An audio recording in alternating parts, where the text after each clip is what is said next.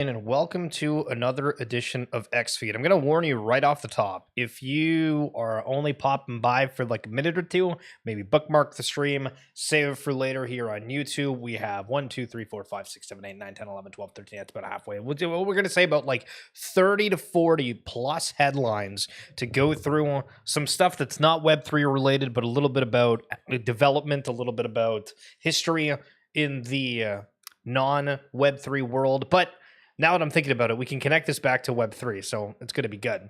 Right off the bat, on Friday, Moonbirds decided that they were going to join up on the Telegram sticker fun. If you've not seen, a whole bunch of the notable companies and IPs in Web3 have been doing the sticker sales and getting a whole heck of a lot of attention for it. $1.4 million was put into the raffle for these Moonbird stickers. Again, they're a limited supply and people are going out and trying to vie for them. I've not really used TON a whole lot by any metrics, right? But it's like the Telegram blockchain, but hot damn, it's really picking up. We are going to discuss the UAE TON staking for residency. I'm probably not saying that exactly right, but we have a whole bunch of posts going over that, and it gets debunked. But it's funny as hell that we see a news article come out, everybody reacts to it, you have everybody giving different takes, explanations, and then you find out it's just straight up not even real. Welcome to 2025.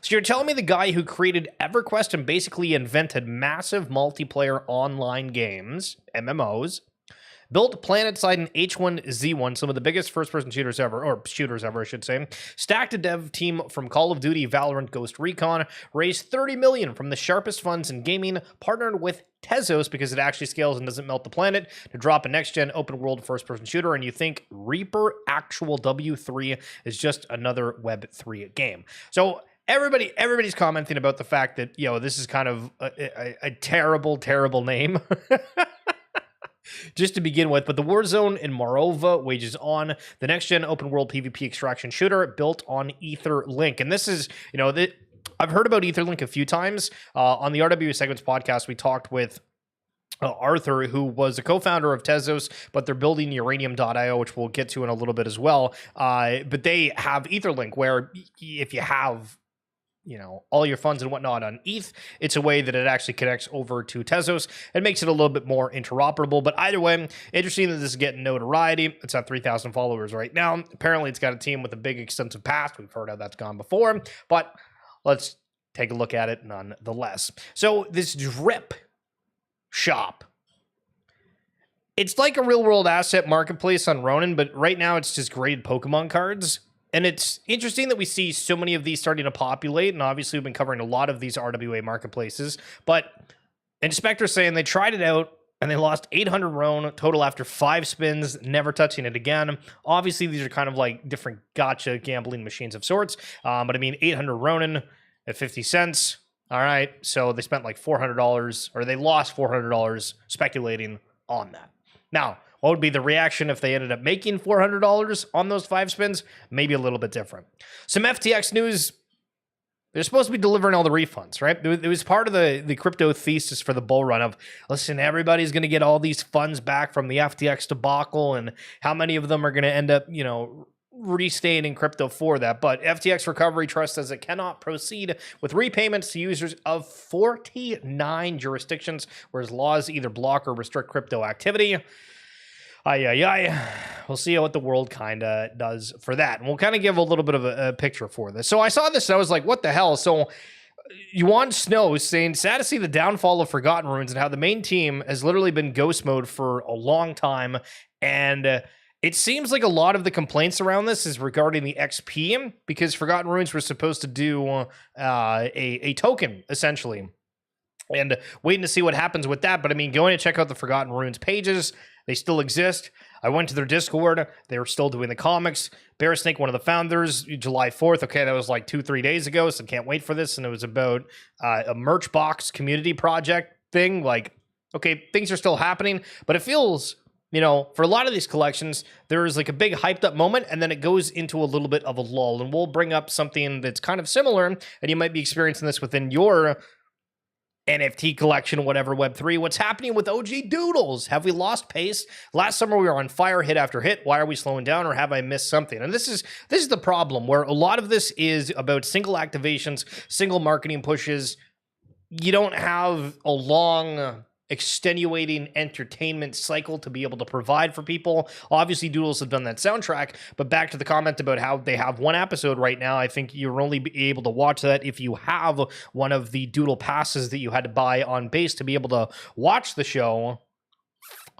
Like, how is it getting, like, kind of, you know, distributed on a larger scale? How is it getting reminded for people? How come we don't see clips of that on the timeline? You have that footage. Why is it not being reused? Why is it not being talked about? What's around the behind the scenes? Again, there's a lot of conversations around people trying to do too much, but, you know, for argument's sake, I feel like I'd agree the Doodles was absolutely on fire with the McDonald's, the watches, the TV show launches, the Pharrell album, absolutely everything under the sun. But then we hit kind of a lull period.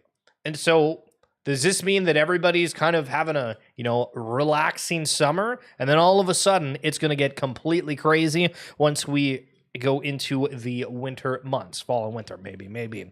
Australian banks can freeze or close your bank accounts if you make mean online comments. Man, I feel like we keep seeing this sort of headline coming again and again, and it's just super terrifying to think about. And goes back to the centralization versus decentralization conversation. If it's potentially going to impact you, I think people are going to wake up and notice things. So Super Prince, super nifty, great NFT artists. They've created these 3D avatars, characters. I've always admired them, thought they were super cool. And they made this post on July 5th saying NFT royalties dying was the beginning of the end. From there on, NFTs went from being art-centered with a revolutionary underlying economic incentive to unite creators and their fans to meme coin like gambling vehicles. NFTs don't make sense without royalties. So I agree with this, but one of the things that just I can't wrap my head around is there's so many collections that have either pivoted to certain chains or created their own chain where they can enforce royalties, but then we still don't have some of those NFTs actively being pushed to be traded on there. Now, maybe this is something where founders, the teams don't want to say, hey, go and buy these on the secondary marketplaces for whatever reason. Obviously, we go through the whole regulation. Okay, are people doing something mischievous? Is there legal liabilities, whatever? But I don't understand it when there's marketplaces, when there's networks where royalties are enforced, why it's not pushed more by teams to tell the community and anybody who's out there buying these things, go and do it on these particular platforms. It just doesn't happen, and I don't really understand why. If you're going to go out and buy it, anyway, I mean, try to push them in that direction. Music icon Drake mentions Bitcoin in a new rap song. In quotes, I look at this, shut like BTC. Could be down this week, then I'm up next week. Okay, dude, what in the halibut's going on? So I've mentioned Ape Fest a couple times and said that it was the reveal of one of the apes at that event a couple years ago, and this was one of them. People were paying like hundreds of thousands to millions of dollars for these unrevealed ones, and one of the gold ones ended up being that, and that was a reveal at an Ape Fest. So kind of cool on that front. A little bit of nostalgia here for you. If you guys haven't seen, there's been a huge shakeup of just, do we call it historical? Do we call it, I don't know what we call it, but Thomas Mueller here, somebody who's played an insane amount of games for Bayern Munich in the Bundesliga. We got Ozzy Osbourne doing his last performance on stage. This is him and Slash from Guns N' Roses. Crazy times. The remaining active players from the 2003 NHL draft, Brent Burns and Corey Perry. And then you have the youngsters, 15-year-old Kevin Sullivan for Major League Soccer. I actually watched this. So they have 50% off for Major League Soccer, and I bought it. It was like $50 or whatever. And I actually watched this game. Kid's not bad. Like, honestly, not terrible. Forward striker type of deal. But it's like, man, it's so wild to watch the history that you see and the notoriety of so many historic names. And then you get to see the new young crop coming up, and it's kind of cool. Anyway. Have you noticed that people are starting to want things their way? You know, when you go to a restaurant, you might be super particular. You order like a BLT and you're like, I don't want any tomato on it, right? But for money, for currency, for everything else, here's an interesting point. From Joe. I offered to tip a landscaper 500,000 sats, it's like Bitcoin, which I told him was worth over $500 or take $100 cash. His response after reminding him on text, he says, I also need a Bitcoin wallet for tips. I'll pass on that. I only do cash. People are stuck in whatever way they want. But you have to remember, there's a lot of new people, new school. You kind of got with it, somewhat like the internet. You got to jump and be where everybody else is, right? And these sort of things are funny to watch because there's still a huge stigma about it. But do you really think the cash is still king? Okay, so this is crazy. So this guy's like head of Canada here, right? He just flipped a pancake with the index finger like on the spatula. I have never seen that before, where somebody holds their index finger trying to flip a pancake. We got to watch that one more time. Tries to go straight up instead of just turning it. What in the halibut are we doing? So back to the UAE thing. So and again, preface this is all fake, but just assume for it you don't realize that this is fake because the entire timeline is talking about it. Breaking, TON, the Telegram blockchain, has just partnered with the UAE to offer 10-year golden visa to TON stakers. Stake 100,000 TON for 3 years. 10 years Dubai golden visa, spouse and family included, and there's like 35,000 government fees. Massive crypto adoption.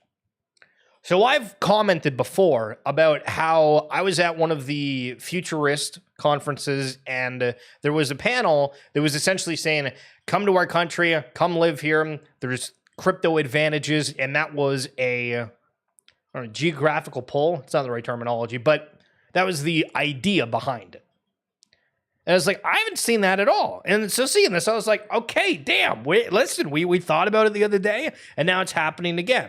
To the point that Binance CZ from Binance, formerly was a part of it, says, is this real? It would be awesome if this is true, but I got conflicting info so far. Some say this is just so they can charge you $35,000 to pass your application to an agent who usually only charge a $1,000 fee.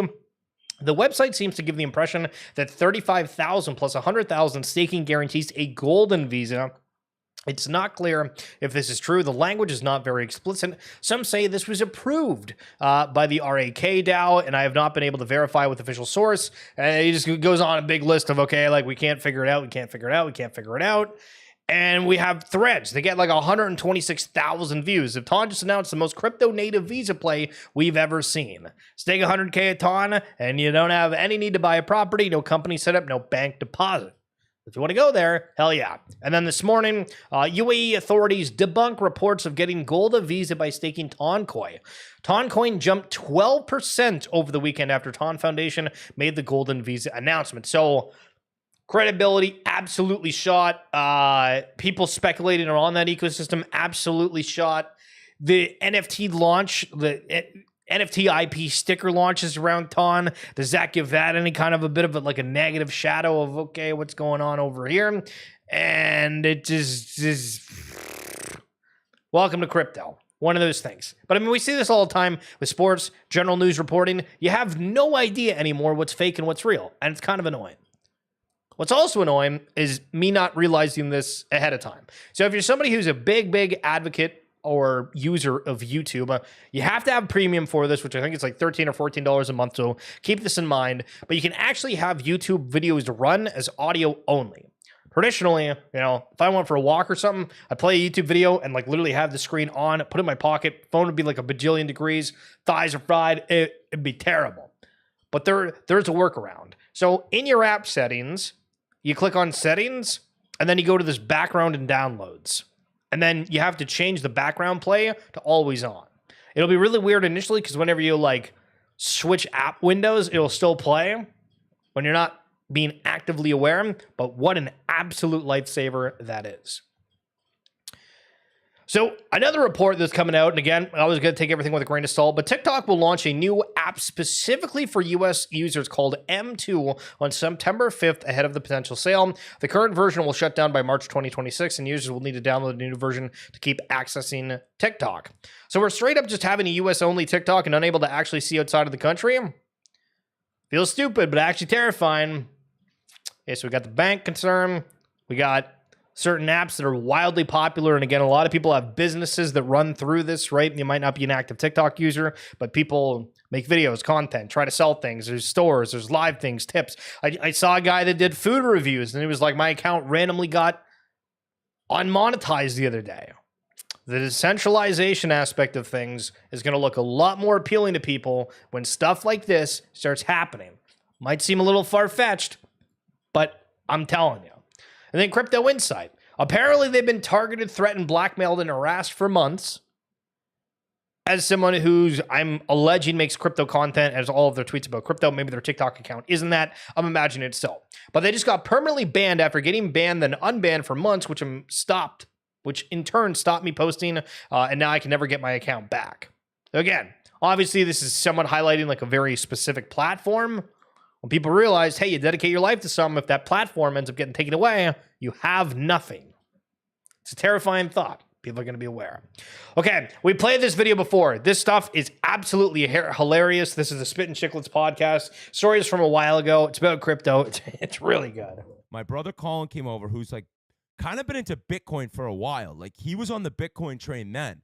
And he was like, hey, you should buy some of this Bitcoin. You should buy some of this Bitcoin. I'm like, I don't know. I was like, all right, fine. At the time, I remember a Bitcoin was like, I want to say it was like $12,000 or like $13,000. And when I went to, I think I had say 10 grand or 11 grand. I was like, all right, I'll put this in. And I couldn't get one full Bitcoin.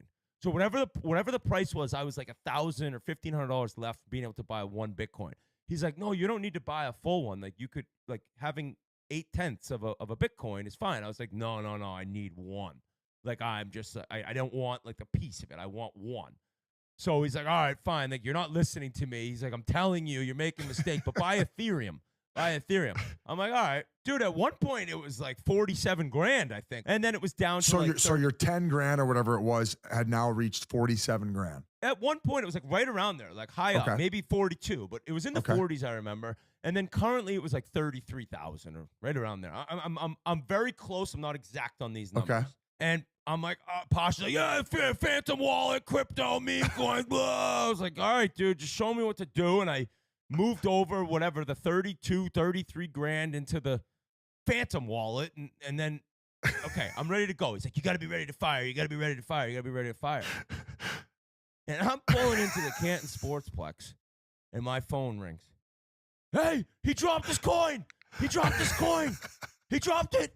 Let's go. So I'm like, I run in. I get rider skates on. I'm like, I'll be right out there. And I'm FaceTiming with this asshole, and I have my screen share on. So we're FaceTiming, but he's looking at my screen. He's telling me what to do. Press this button, buy this, sell this, transfer this. Okay. Boom. I get this greed. It's a greed coin. Like, so mad at him. I could scream right now. But I got my greed coin. I get on the ice. Like, they've already started the line skate. I'm like, sorry, boys, I had to use the bathroom. Oh, meanwhile, I was trading meme coins from some asshole named Pasha who taught me how to do it. The king. Buddy, I get off the ice. I pull up my Phantom wallet. I got $800. Just absolutely unbelievable story. And just funny as hell. Now, we talked a little bit earlier about the uranium.io. And again, this is something that I was like, holy smokes, this is something that I've never really even paid attention to. Obviously, you heard of different assets from watches, collectibles. People talk about gold, bonds, everything else, but what about tokenized uranium? If you're wanting to hear a little bit more about that, we do the RWA Segments podcast. The link is down in the YouTube description below, or if you click on my bio on X, I'll post about the most recent episode as well, which is a little bit different, where we talk with L2, who is somebody that is trying to bring financial advisors actually on-chain, having a full streamlined project and trying to connect people to where investors are, which is basically on-chain. So, hope you enjoyed this Monday morning wrap-up. Enjoy your week. We'll catch you tomorrow. We'll talk soon. Peace.